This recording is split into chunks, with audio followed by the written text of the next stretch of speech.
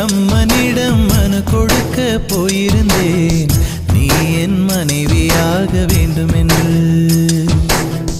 ஆண்டு பல காத்திருக்க வேண்டும் என்று அவன் சொன்னான், ஆயுள் வரை காத்திருப்பேன் என்று நானும் சொல்லி வந்தேன். என் ஆசை நிறை